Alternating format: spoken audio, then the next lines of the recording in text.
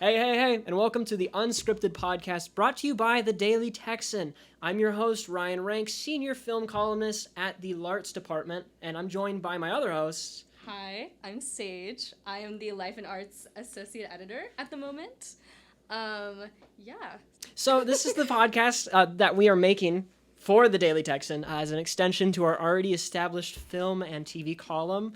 For context, I've done podcasts before. Is this your first one, Sage? I've never done a podcast. No. Yeah, so new. Yeah, I've always wanted to. Yeah? I always thought it would be something that would be fun. I feel like the reason we wanted to do this is because me and Ryan both we love to talk. We just talk. We talk a lot. We talk a little too much. A bit too much. Let's say production nights are stressful. Yeah. But yeah, today this is kind of like an introduction episode so you can get to know us a little bit if you don't already. So we are doing something we like to call the media that made us. And basically we've broken down media into 3 shows we love and 3 movies we love. And we're just going to talk about them. Yeah, giving y'all a little sample. Yeah, a little glimpse into kind of our personalities, I feel like. Yeah. Because picking media and establishing what you love is very much, I would not say full dictation of your personality or full visualization of it, but I feel like it can tell you a lot about a person. I especially feel like for us, like both of us are people that really take a lot of pride in the media we like. Like especially the movies that we like the movies, music. I feel like that's a big part of who we are. For both of us. So yeah, I do feel like for us and like for a lot of other people too, like their media is a big part, especially because I feel like as you grow up, you kind of find yourself gravitating toward like different types of media and like different genres and things. And like, I feel like that can be really cool to like a cool way to measure your life. Yeah, your 100%. growth. Yeah. It's like a little diary. Yeah. Like Letterboxd, which is... Do you use Yeah, you use Yeah, Letterboxd. I use Letterboxd. Oh, yeah. I followed you on Letterboxd. It's so bad. Literally, I feel like I can't even enjoy movies anymore. Like, really? Because anytime I'm watching a movie, I'm just like, oh, what am I going to say on my Letterboxd review? You sound like an RTF student. I know. Stop that. RTF students are the worst. I know. And I'm speaking from experience. You are one. I am one. Yeah, so you would know. Exactly. I'm the worst. No, but I'm very excited to start this. Yeah, so let's start it then. I'm going to say my number 3 favorite movie, it has to be Enemy. By Denis Villeneuve. I don't even think I've seen that. Really? No. What is it? It's my favorite horror movie. It's an A24 movie, which it's not the most critically acclaimed. Like, and I totally understand people's problems with it. A lot of people think that it's kind of, like, it does definitely have, like, a very, like, slow pacing. And there's just a lot of, it's one of those movies that has, like, a lot of, like, kind of, like, extra spectacle to it because, like, the director made the cast sign NDAs and, like, they didn't want to talk about what the movie is about. And, you know, that sort of thing that's very much like, okay, you're kind of just doing this to, like, hype up the movie. Yeah. You know what I mean? But that, whenever I watched that, I remember I watched it actually in the car, like, on my phone while we were on a road trip, and that movie blew me away. And I'm not saying that it's the best horror movie of all time by any means. Yeah. I've seen so many that are like, more advanced and have better plots and better cinematography, but this one is my favorite. Basically, it follows Jake Gyllenhaal, and I'm completely forgetting his character's name. His name is Adam Bell. Adam Bell. His name is Adam Bell. So basically, it's this guy, Adam Bell, and he kind of just has this very, like, you know, 9 to 5, just very boring life. And then he's watching a movie one night, and he sees an actor that looks identical to him. The actor's name is Anthony St. Clair. And they're both played by Jake Gyllenhaal. Okay, that's what Yes, so they are identical. They literally are. But Jake Gyllenhaal is just like, Adam Bell. Adam is his name. Adam is his name. So Adam is just like, he's like, that's me in the movie. And so then he goes on this whole journey to track down Anthony and trying to get to the source of who are you? Are we brothers? Are we twins? Are we the same person? And I'm not going to spoil it. I'm not going to say that the movie even offers a clear answer. Is that a spoiler? I don't know. You can honestly, if you want to spoil, go ahead. But no, I don't think that's a spoiler. And I'm not going to say that the movie ever really answers what they are. But there's a lot of symbolism. I'm really trying not to spoil it. But there's a lot of symbolism with spiders. So if you have a fear of spiders, maybe skip this one. So this is not my movie. This is your fear of spiders? That's the only thing I'm afraid of. Oh, I feel like we've had this conversation. I don't think we have. What?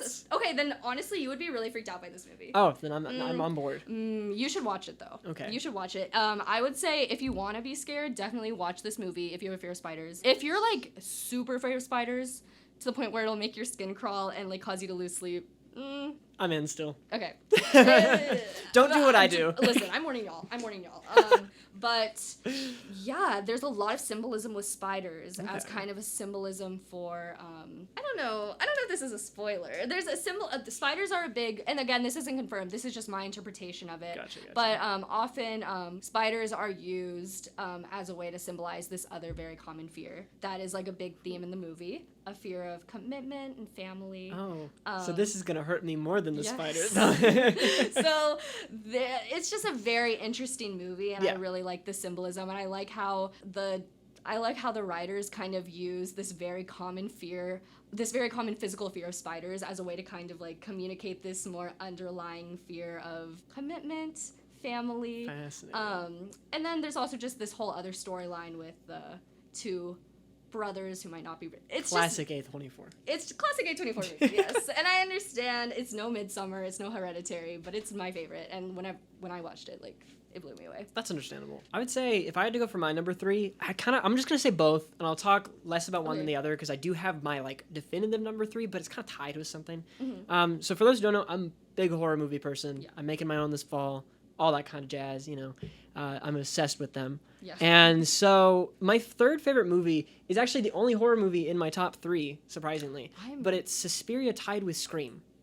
Because I feel like so if you know me as a person, like these are two movies that you watch them and you're like, that's something Ryan would enjoy. Because like Suspiria is from 1977. It's Dario Argento. I might be pronouncing the first name wrong, but he's an infamous Italian giallo along with like Mario Bava and stuff. And he's made a lot of movies, but it's just Suspiria stuck out to me the most because it's about that girl who goes to a dance academy and it's filled with witches. And it's just a very colorful movie. Like Dario Argento is not afraid to utilize color in a way that doesn't feel natural.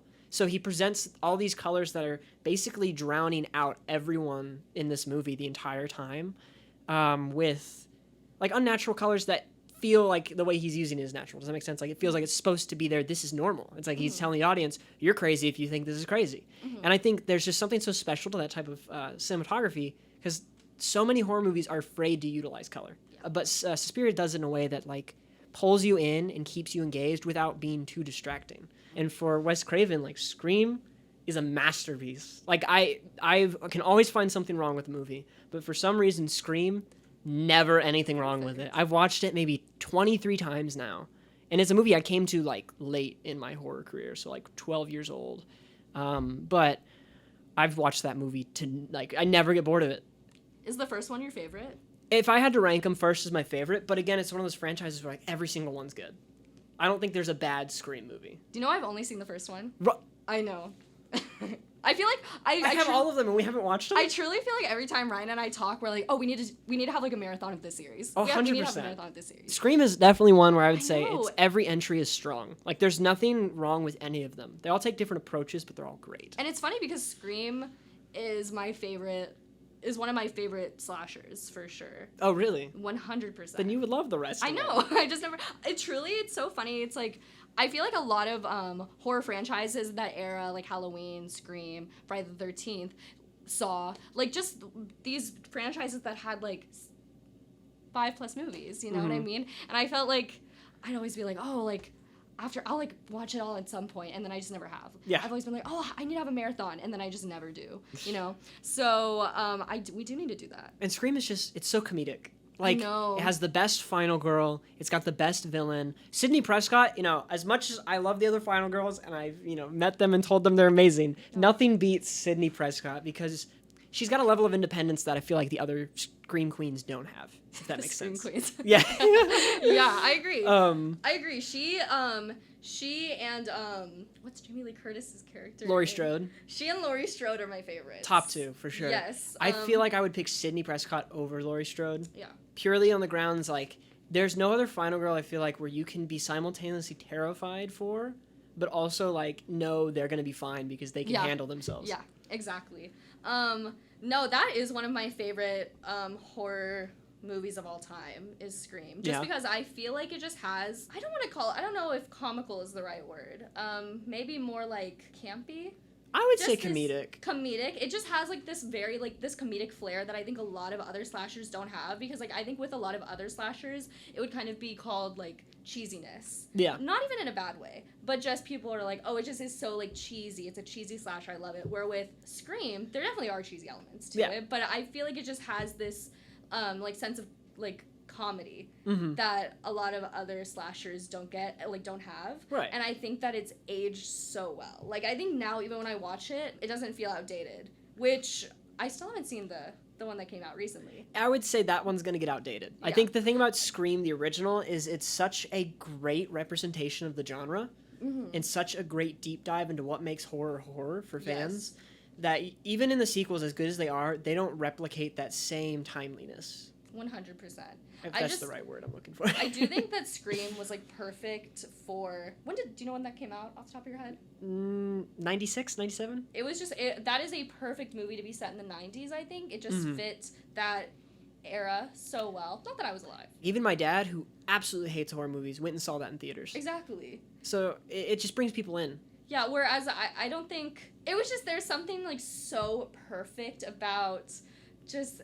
everything. It was so, like, quintessentially 90s, even just, like, the fashion and just the aesthetics of it, and it was just perfect. And so now I feel like because is the new one set in, like, the current... It's set current day. It's set current day. So most of them are set in current day when they're made, I think, every single one.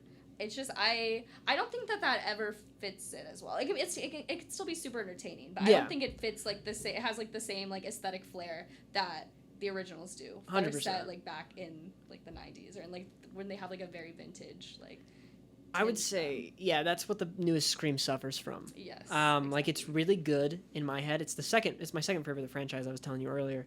But it definitely feels like, this is a 2000s Gen Z horror movie, right? Yeah. Like, it definitely feels like that, and it definitely feels like the problems and things they discuss, not to spoil, end up being something that's not really going to be a big issue going forward. I feel like Scream, the original, makes fun and pokes fun at tropes that are, going to be in the horror genre forever, but this new Scream didn't really poke at anything that's going to be around forever.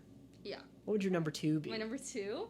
I'm not sure if you've seen this one. It's called The Worst Person in the World. I don't even think I've heard of it. Really? Okay, it's this, it's a Norwegian coming of... Let me check on Norwegian, actually. Okay, yes. So, The Worst Person in the World is, I would call it definitely a coming of age drama. Okay. It is from Joachim Trier. I'm not sure if I'm pronouncing that right, but yes, it's a Norwegian film, and it's part of a trilogy called the Oslo Trilogy, and it's just this coming of age film about this girl. Her name is Julie, and it kind of follows her throughout her 20s, and she's just kind of, I'm a sucker for a coming of age film. I love it, especially like a coming of age. Any movie about, like, a coming of age girl who's trying to figure out what she's doing with her life. Oh yeah. Not that I'm there yet. Like not Lady that I'm Bird. at that era yet. But I just love it, and I love. It's just a very, like, romantic but also very sad portrayal of, like, her youth, I would say, and, like, her emergence into adulthood, and it kind of just follows her as she is navigating relationships and, like, early career field, and she's kind of trying on all these different identities.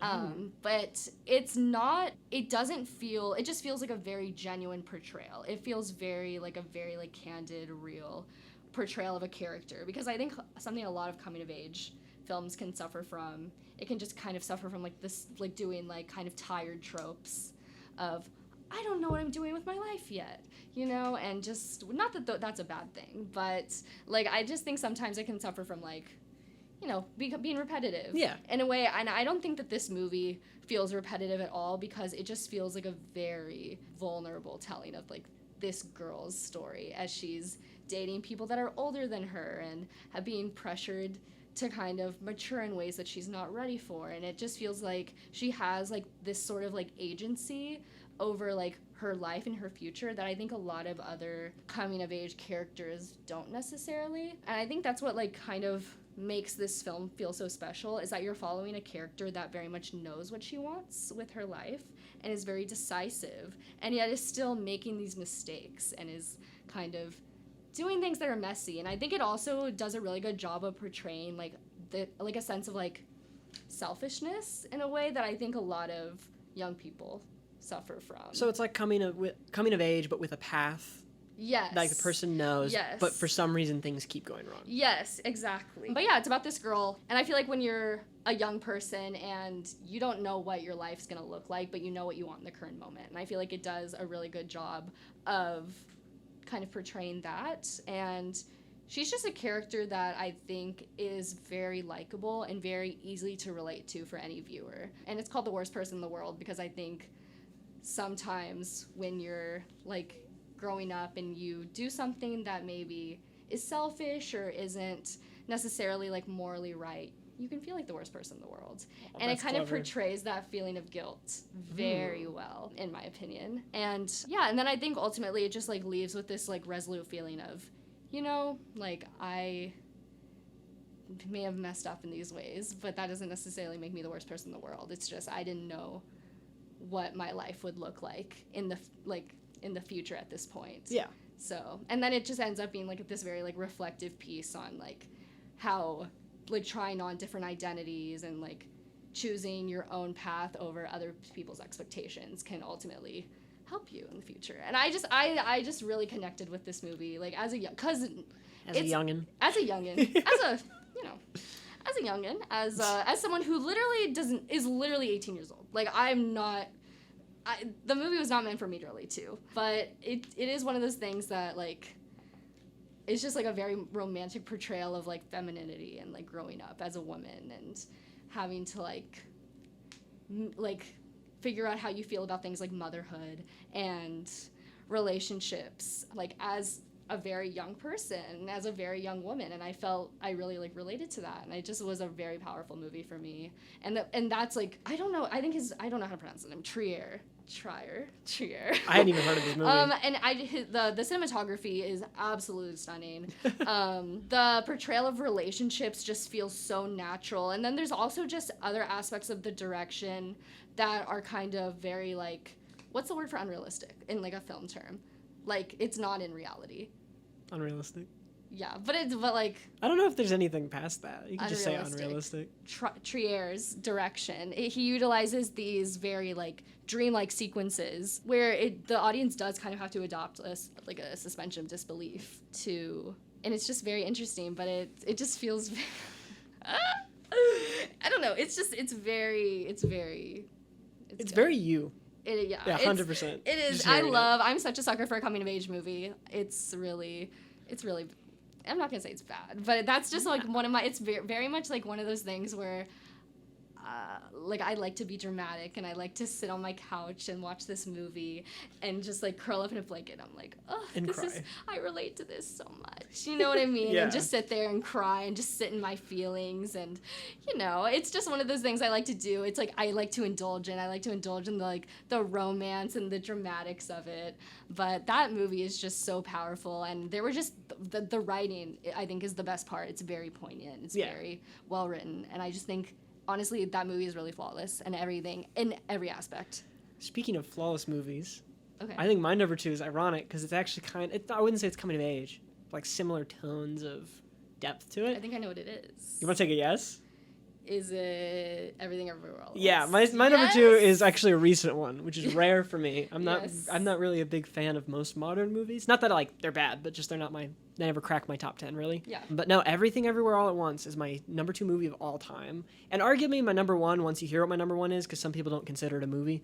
But Everything Everywhere All at Once, just to keep it to like 3 specific things that I loved about it, it's got a positive take on nihilism, because I feel like everyone always, when you hear about nihilistic tendencies of like nothing matters, most of the time people are like, oh, that's just negative. But I feel like you can definitely take nihilism and make it something happier. Like nothing matters, so I'm going to live my life to the fullest, and I'm going to help people out, and I'm going to use what I do have before I'm gone. And I think that's something that for me was so special about Everything Everywhere All at Once, because you saw it too, right? Yes. Yeah. Oh my god. Because there's so much you can analyze about that movie. Yeah. But like another thing, relationships. Like you were just talking about relationships in that movie.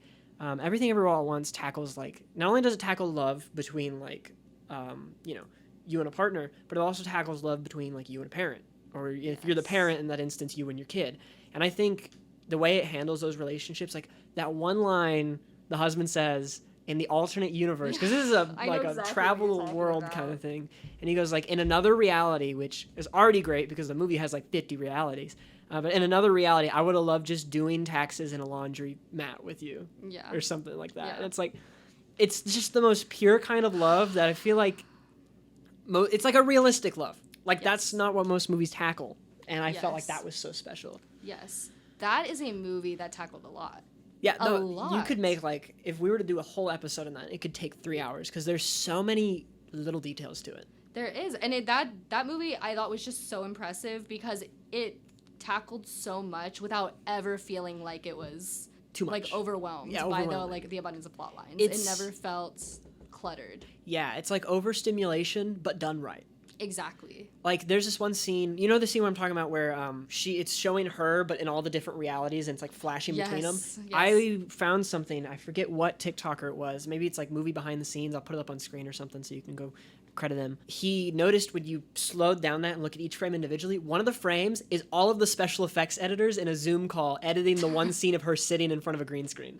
Like, that's how good this and detailed this movie is. It just felt like there was so much love and care, and what resulted is, I feel like, is a film that every person can take something away from. Oh yeah, I mean, because not only, like, even if you just go at what it, the very bare minimum of what its meaning is, it's making fun of all these, like, multiverse superhero movies and, like, the big blockbuster hits that have to get bigger and better. It's making fun of that, even if you go at its simplest form, or you can look at it at a deeper way, like we're talking about with relationships or nihilism and things like that. And I think that's just what's so fascinating, because there's something there for everyone. It quite literally is everything everywhere all at once. It really is.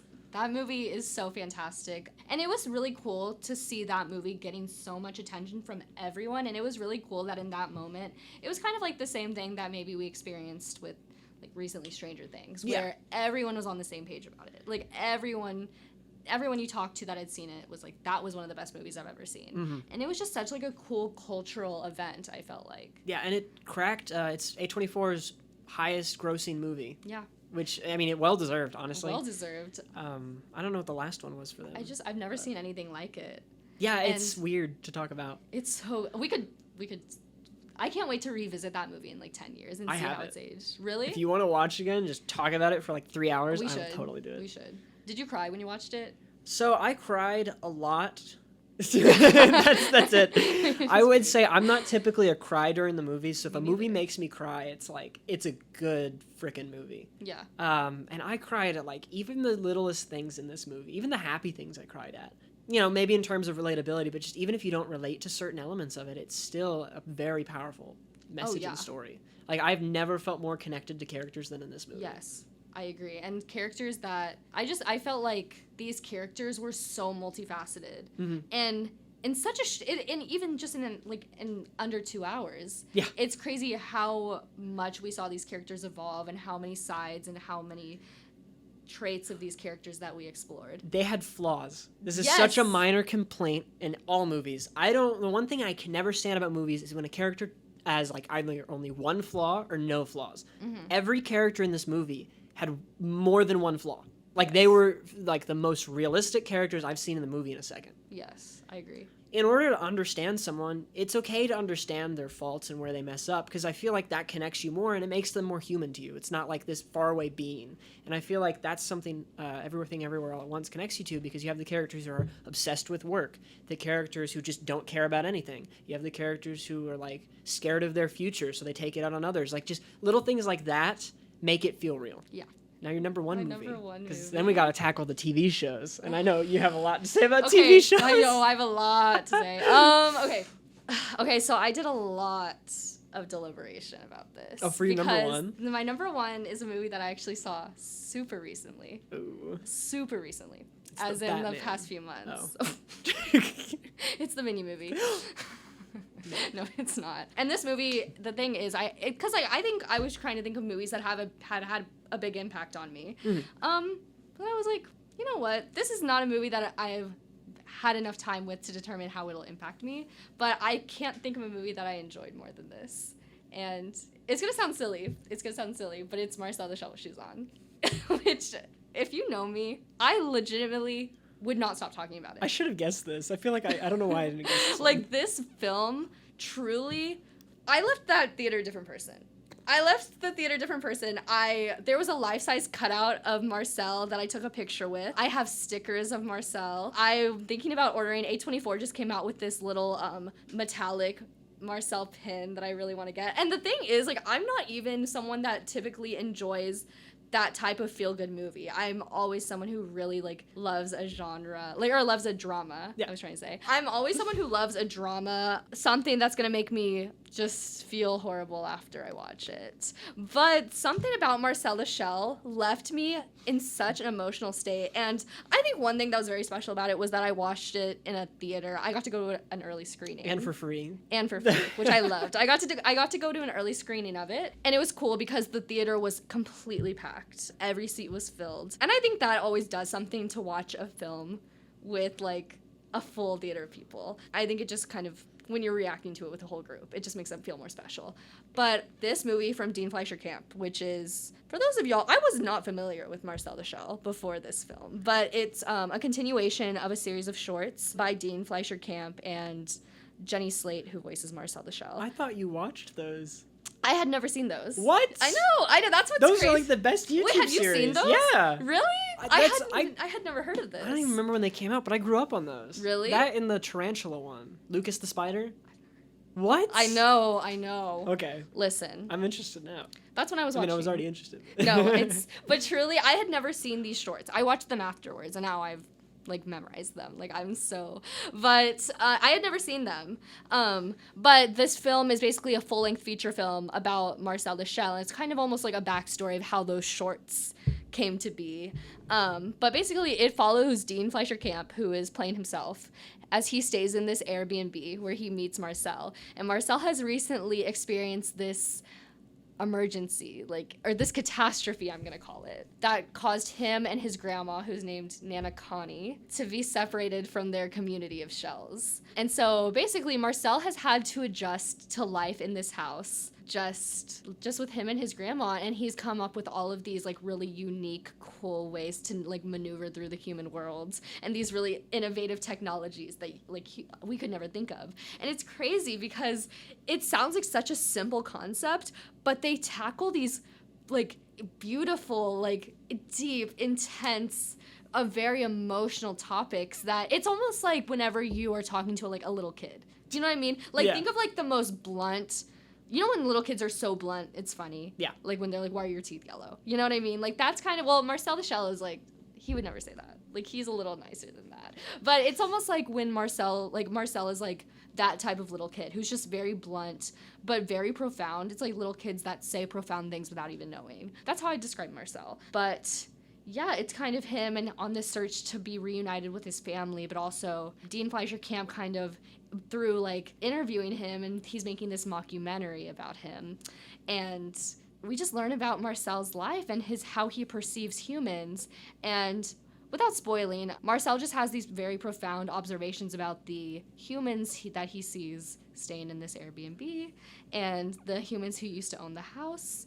And it's just a very heartwarming story that I think deals a lot with the importance of community, and also like self-reliance is, I think, a big aspect of it. And it was so interesting to see this observation of human relationships and human emotion, and like the very negative sides of human emotions and human love through the eyes of this very just innocent, naive little shell. And it is just the best. Like, it is, I've never enjoyed a movie more. Like, it truly felt like when I left that movie theater, I felt like rocked. And again, like we were saying, like I'm not someone who cries during movies either, and I was beside myself. Like I was crying. I was at the Alamo Draft House, and I was holding my popcorn, and I was just like I felt tears like go onto my popcorn. Like my popcorn was soggy. Popcorn got salty. My popcorn got literally soggy from my tears, and so were the people next to me, and it just felt like just this movie that was pure joy that I had just never seen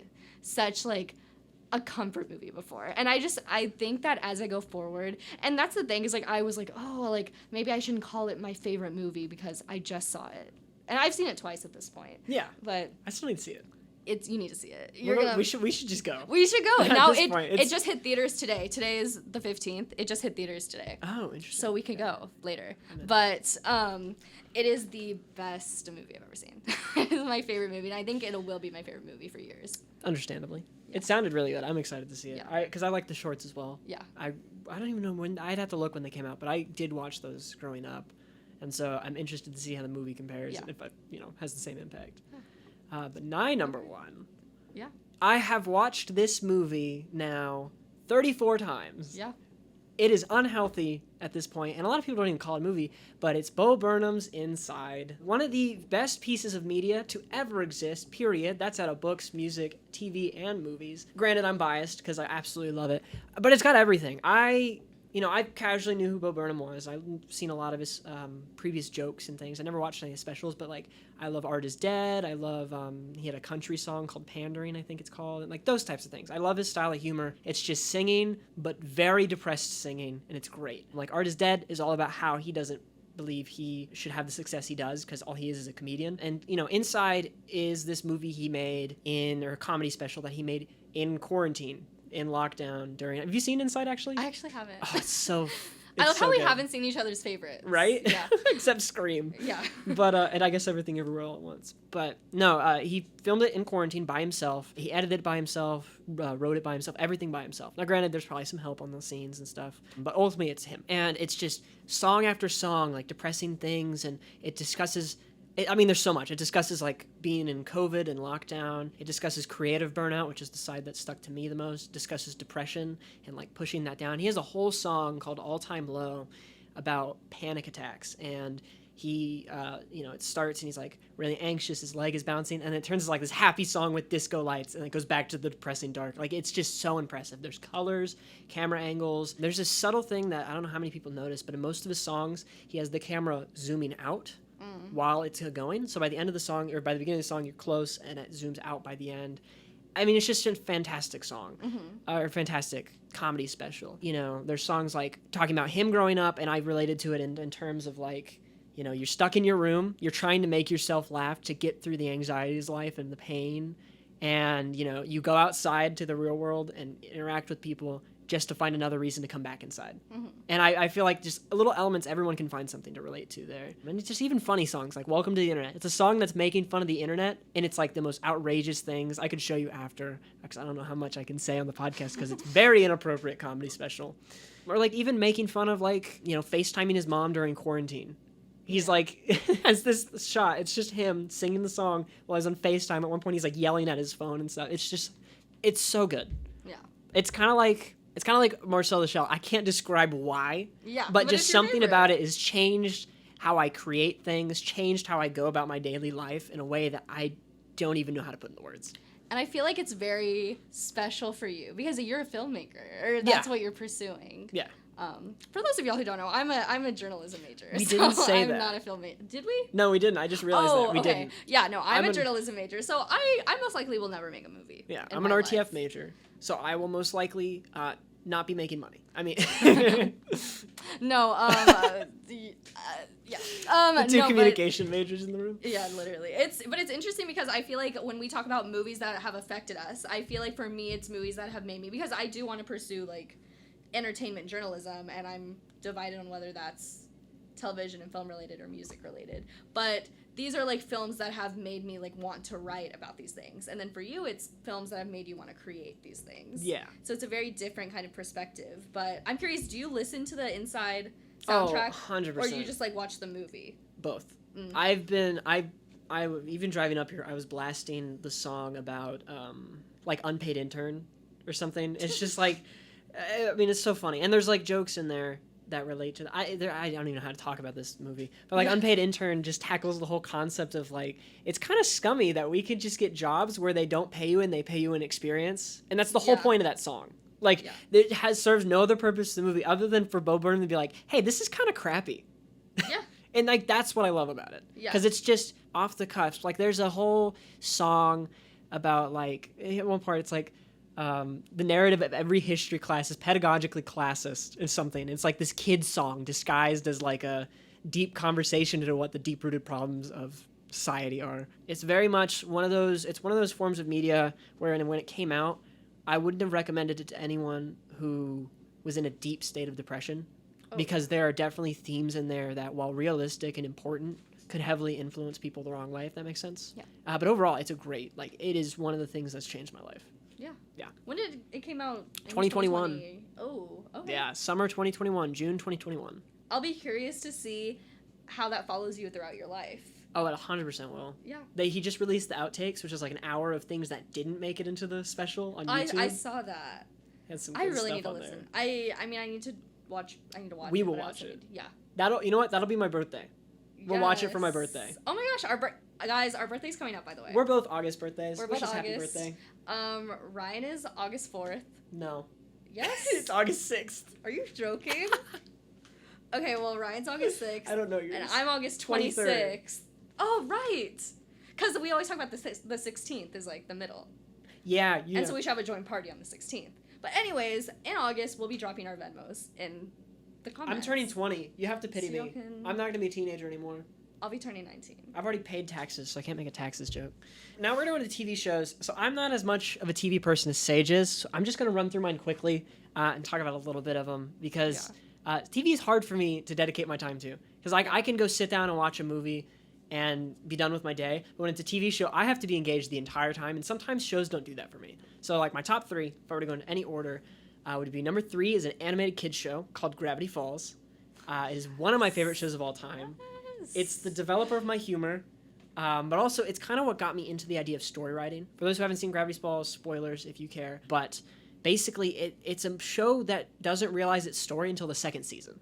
It starts off as a goofy kids show, and obviously the creator knew the story from the beginning. But as an audience, you don't realize there's a story until halfway through the first season, and there starts to be these mysteries with books because it's these 2 kids who go to see their great uncle, their grunkle, up in Oregon, Gravity Falls, Oregon.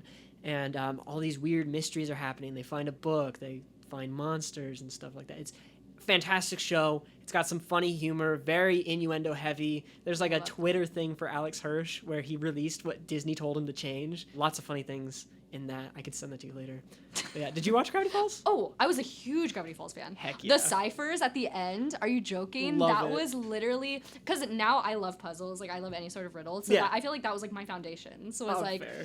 And like I would always just like go and like look up, like, and I would try to solve the ciphers, and that was just my end of favorite each thing. episode. Yeah. So my next show would be The Walking Dead. It was my first adult show ever. I mean, it's not even really, I mean, it is an adult show. But it's the first show I ever watched where it's like 40-minute episodes. You stay tuned every single week. And I watched it with my family. So it was like my first dosage of horror at a young age. My family and I would tune in every Sunday and watch it together and eat like food that looked like guts and stuff because it's zombies. It was fun. And we were always like, who's going to die next? And I've fallen off the show. I want to watch it again. It's ending soon. But yeah, that's a big influence for me in terms of horror as well. And then I guess my last one is it's kind of funny now that I think about it.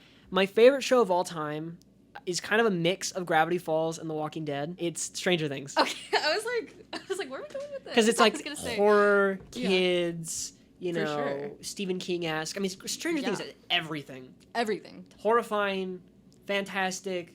I could just talk about it for hours, but I'm not going to. But like episode 9 of Stranger Things, up there with like Bo Burnham's Inside, one of the best things of all time. It's got so much depth. They analyze their characters a lot. Like every character, even down to the most minor ones like Argyle in the newest season, they get development. They get story and motivation. And even though a lot of people complain that there's too many characters, it feels like we actually get to engage with these characters more so than most shows. And I think that's the biggest thing for me. I feel like that show is very, because they do have a huge ensemble. But I think that show, which I think a lot of people complain about this, but I like how I think that show is very heavy on buddy, like partners, you know, and duos, and even just groups in general, because I feel like that kind of like allows the writers to like chunk it out and kind of gives them a way to like focus on, like give all the characters time, but in a more divided and organized way, which I think they do really strongly. And the new season is 2024. The new season, I can't believe that's gonna be 2 years from now. It's crazy. Like, I feel like Stranger Things has just, especially now more than ever, I think has just felt like such a cultural phenomenon. Well, and I grew up with it, actually. Same, So I watched the first season before it was like the big, I don't mean to be like, I was there before it was cool. I was kind of the same way. But I watched it before anyone was really talking about it. It was on Netflix. I had a friend of mine who had watched it because all she did was watch TV shows and we talked about them. That was like our whole relationship. And she's one of those best friends where like she knew you really well. Yeah. And so she was able to tell me like, this is the show for you. And I remember sneaking my phone with our family Netflix on it because I wasn't allowed to watch mature shows at that point. This is like 6th or 7th grade. I can't remember what year it came out. 2016? That would be like 7th, 8th grade. I remember sneaking the phone, watching the entire first season in a day, and I was just entranced with how fantastic it was, from the music to the characters to the visuals. It was everything I could have ever wanted in a show, to where I felt like I wanted to be these characters. Yeah. It's such an amazing show. It's truly flawless. Oh, yeah. It's just, the characters are so well developed, and also I think it's very special that it's one of the only shows I can think of to that success where all the characters are like our age group, which I think makes it very special. Gaten, I always mispronounce his last name, but Matarazzo. Yeah. Is only a month younger than me. Yeah. He turns 20 like shortly after I turn 20. It's crazy. Like, and it's just so cool because I feel like they are like, they've pretty much been scandal free, you know what I mean? And so it's these celebrities that are our age that like they feel so normal. Doja Cat and Noah Schnapp. Oh, poor Noah Schnapp. My two favorite people, but I'm sorry, I have to side with Noah here. I'm Team Noah too, but I hope that they like laugh about it in private. Noah Schnapp's just like one of my favorite celebrities. Like the fact that he like works at a public pool and he feuds with Doja Cat and he just like makes like the most like unhinged TikToks. Like it's just so funny. Like I love him. That stupid dance move. Can we get Noah Schnapp on the podcast? We should get Noah. I'm putting this clip on TikTok. You need to come on our podcast like in person. Yeah. Petition. Everyone just tag Noah in the comments. Everyone tag Noah. Tag Noah in the comments. But I think he truly is like, or that show is truly like it's a masterpiece, and it tackles so many genres, and it just has heartfelt moments with action, with horror, inspiration, especially lately, and just so like quintessential like 80s nostalgia that I think kind of appeals to all ages, because for us it's very much like this era that we weren't a part of, so we get a glimpse of it, and then for older audiences it's nostalgia because they were there for it, and I just think it's so well done. It's beautiful. It's beautiful. I think that's a great pick. Now what about your top three? Okay, so if because I know what your number one is. Oh yeah. Yeah. If you know me, you know I'm very into TV. Like a super. Like I like any show I watch. It's like that becomes my personality for months, which is not annoying. It's not as annoying as I'm making it sound, but I do really like TV. So my top three: Big Little Lies, directed by Jean-Marc Vallée. Have you seen that? I have seen Big Little Lies. It's good, right? It's my okay. Sister, or was it my mom? Yeah, it's everyone's. It's just everyone's mom's favorite show. Truly, it's just that was one of the first shows that solidified that I wanted to pursue a career in entertainment journalism, because I watched it sophomore year of high school and I just fell in love with it. I fell in love with the way that it kind of tackled so many genres. It's humorous, but it also has some really intense drama, and then it also has a murder mystery element, and it just has this amazing ensemble of actresses that just come together and just create such amazing characters. And that's the thing I love about TV, is that I think that's why I have such a deeper connection with TV than with film, is because I like the way that with a television show, it kind of gives you the time to develop these like relationships with these characters, like over episodes and even over seasons. And I don't think the second season of Big Little Lies was that strong, which is why it's my number 3. But after I watched the first season of Big Little Lies, I was so enthralled with it. Did you have AP Research at your school? I don't know what that is. It's this, okay, so it was this class where basically you spent the year working on a research paper, and that whole year, my research paper, which was like, probably about 30 pages, it was all about Big Little Lies, the costume design of Big Little Lies. That's what my research paper was about, and I spent a year researching that. And so that was kind of like the first show I ever watched that I was like, whoa, I could spend my whole life just like examining TV. Yeah. So that one holds a really special place in my heart. And then I tried to kind of only do one like project per director, but I'd be lying to myself. So my number 2 favorite show is Sharp Objects, which I keep telling Ryan, like this is a show which I want to say like major content warning for self-harm and sexual assault. Very major content warning. But this has to be I think this is the most underrated show on television, because it did not receive the amount of critical acclaim I think it deserved. That show it's also by Jean-Marc Vallée, who did Big Little Lies, but this one is a much different tone. It still has a murder mystery to it, but it's about this journalist, Camille Preaker, played by Amy Adams, and she goes back to her town of Wind Gap, Missouri. St. Louis is in Missouri. Yeah. St. Louis, yeah. We're not geography majors. Okay, yeah, we're not. Yeah, okay, so Wind Gap, Missouri. That doesn't sound right. Okay, I think it's Missouri. But she goes back to her rural town of Wind Gap, very small rural town, and she is investigating the murder because a lot of local girls are going missing and turning up murdered, and she is going to report on that, but then she's also confronting a lot of familial trauma, and it is just one of the best television shows. It's just it's an example of like a perfect crime drama, in my opinion, because it doesn't center itself. That's what it masquerades as like a crime drama, but it does not focus on that at all. It focuses on her, experience with familial trauma and like the trauma of returning to this place where she doesn't feel like she belongs. And then there's a lot of other elements, a lot of other horror elements that I'm not going to get into. And sharp and objects. there's a lot of horror. It definitely leans very much into horror and a lot of like, I could talk about it for hours. I love this show a lot. But yeah, it's very spooky, very eerie, very dark. And there's so much that I'm just not even going to talk about because you need to go watch it. But yeah, and then my number one favorite show, and I think anyone who knows me knows that. Can I guess it? Yeah. So at least I know I'm a good friend? Yes. Succession. Oh, yes. If that was wrong, I was going to be salty.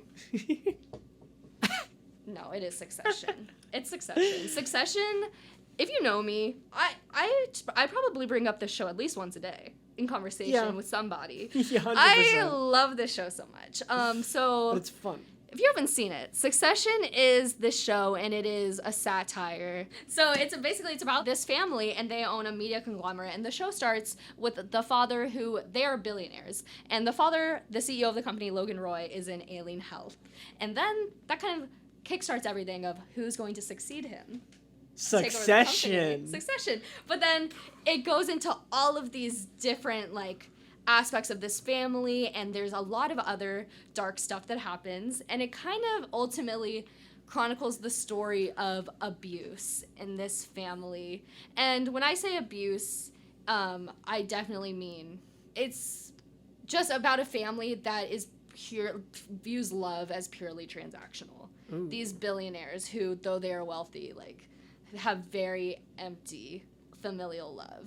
And it kind of follows this family and kind of like the psychological trauma of growing up in that environment. And then there's also a lot of other stuff that happens. But what I really love about it is it tackles this very heavy subject, and it's a show that I think when you watch a trailer, it seems like, oh, this is going to be like a business drama. And this is from Jesse Armstrong, who I think is just one of the most genius writers of all time, especially right now. What I love about this show is that it kind of seems like this very serious business drama that you would think, kind of like akin to like a Mad Men or The Wire. Well, that's not really business, but similar concept. Like The Newsroom or an Entourage. Yeah, The Office. That's the thing.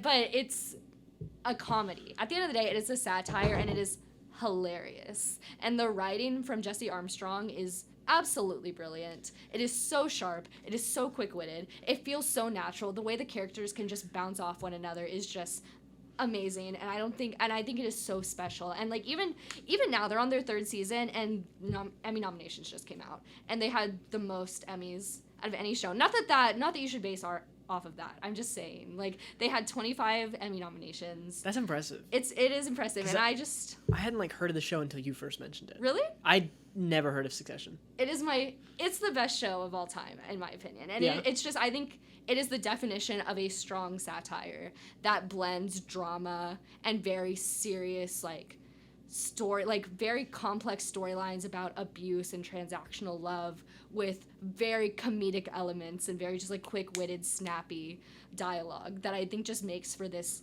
masterpiece of a show. So what would you say like is the largest factor in why you love it? Oh, that is such a good question, because I love it. Yeah, it's one thing to be like, I love everything about the show, okay. But I always feel like there's one thing that kicks someone towards that show more than others. Because, like, obviously, honestly, you can like I every think it's the incorporation of comedy into it. Mm-hmm. Because what it is that all these characters are bad people. And that's kind of what makes the show so funny. But somehow, though these characters are all bad people, you kind of just find ways to you almost find yourself rooting for them. Even though you shouldn't. But I think it's because the writing is so comedic, quick-witted. It's just, the pacing is beautiful, and like sometimes like the characters will just start talking and you're like, what are they even saying? Because they're just talking in this like very like specific jargon that is so specific to the writing of that show. And I just think, I don't know, like For example, I have a shirt. My favorite character, his name is Kendall Roy, played by Jeremy Strong, who I think is probably my favorite actor. And I have a shirt. It's just him, and it says, "I can fix him." I need to wear it next time. So I could, But I just think the show is absolutely fantastic, and I think everyone should watch it.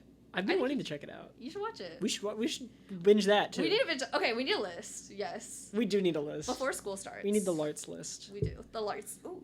The Why is that a Larts good list. podcast? The Larts list. The Larts list. Welcome back to our top 10 for the Larts list. Welcome to Top 10 with Sage and Ryan. Welcome to WatchMojo.com. Welcome And today we're counting down the top 10 times that. Oh, I could not make that joke. I was gonna make it your mom joke, but I don't know if I can make that. Your mom. Your mom. Your mom. This was such a good first episode. But you're forgetting. What? What did we watch this week? That was your What did we segment. watch this week? This was your segment. Okay, oh my god. Okay. Yes, I forgot. So every week we're gonna do a what have we watched this week, and just give y'all a little recommendation. Do you want to go first? I don't know what I've watched. Oh, okay. You go. Okay, well, a film. I actually watched a lot of movies because I was on vacation so I got to watch a lot of movies. Switzerland. Yeah, I had a little plane ride to watch a few movies. But my favorite movie that I watched this week, and I think this movie has like accrued a bit of a following. Climax. From Gaspar Noé. Oh, yeah. I remember you telling me about this. Yes, and it is very similar to Suspiria, so I think you would really enjoy it. It's about this group of dancers at this dance school, and it is the last night of their rehearsal, so they have this big party, and I'm not going to spoil it, but someone laces the sangria with something, and they basically, what happens is they just all share this really bad trip that turns very violent very fast, and it is essentially it's an A24 film, and Gaspar Noé is known for his very avant-garde. Well, we reviewed one of his recently. Yes. Lux Eterna. Yes, Lux Eterna. Yeah. He's known for these very like intense, grueling viewing experiences. It wouldn't be Gaspar Noir if he didn't give you a headache. No. Oh, and this movie will I say noir. This movie will make you sick. This is a movie where you watch it, you're like, that was so amazing, I never want to watch it again. That's this type of movie. Like, it is very, and I'm not going to say it's the most disturbing movie I've ever watched, it's just nauseating. It feels like you're right there having that bad LSD trip with the characters, is what it feels like. It utilizes color. This film does as well. And I haven't looked into it enough to know the symbolism behind the color, but just the cinema, like, visually, the use of color in this film just adds to the chaotic overall mood of it, and it just like makes it so dizzying and but also like so beautiful, and like that incorporated with, they always like tie dance throughout. That's cool. Throughout the film, which I really love, and then which I will say another content warning for self-harm. But yes, that movie I watched this week I really enjoyed, and I would definitely recommend it. If you just want a movie that is pure chaos, definitely check it out. Well, I actually watched a much more sophisticated movie. I saw Minions: Rise of Gru. Oh, okay. I have not seen it. But It's been 2 weeks since I've watched anything. So the last time I watched something was, because I went on vacation too, but the last time I watched something was the last review I did for the Texan for a hot second, which was, and not counting Stranger Things, but was Minions: Rise of Gru. And honestly, I saw it before the whole like meme where you wear the suit and stuff. Honestly, it wasn't bad. Like, I didn't like the last Minions movie that much. I had fun with this one. There's like a lot of 70s references. It's not really a movie about Gru for it being called Rise of Gru. It's mainly just to watch the Minions do random crap again. But I enjoyed it. Like, who doesn't love a minion falling in love with a rock with googly eyes? Like, I think that if that doesn't describe comedy, I don't know what does. The Everything Everywhere All at Once influence. Oh my gosh. And Minions. Something about rocks with eyes in 2022. Interesting. But yeah, that was what I watched. The soundtrack I listened to, which I loved, I hated the one song. What song? Minion. They paid me $1 million to make the song. What is it? You didn't like Rich Minion? No. Rich Minion? By Yeet. That song is so good. I didn't even know this guy existed until this soundtrack. And his first song sounds like something I would make at 3 a.m. if I just didn't go to bed. I'm a fan of Rich Minion. I like that song a lot. I respect the person. Like, they props. You made a song. I haven't made a song, but like.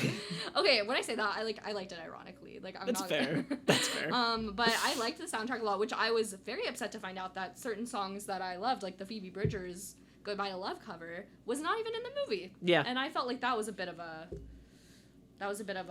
bait and switch, but that's okay. If you want a good soundtrack that isn't the Minions soundtrack, even though it is a good soundtrack, but if you want a really good soundtrack, go listen to Stranger Things Volume 4 soundtrack. Yes. I've been listening to that. Master of Puppets. Not to be a metalhead, if that's even... Is that what it's called? Metalhead, yeah. Am I a I guess I'm a You're metalhead. a metalhead. But no, I like Metallica, so hearing Master of Puppets, I was down. No, this podcast is essentially just going to be a Stranger Things in Succession promo podcast. Oh, the amount 100%. of free PR we're doing for the Duffer Brothers. The amount of free PR we do for everyone. For everyone. In this whole episode. Speaking of PR, I don't know if I'm going to cut this out because scheduling, but our next episode, we're going to be looking at Nope. Yeah. So we are going to go see that, and we're going to give you our opinions. Minions. Yes. Minion opinions. Minion opinions. Yeah. But I've been Ryan. I've been Sage. And thank you so much for tuning in to episode 0 of the Unscripted podcast. Bye. And we hope you come back.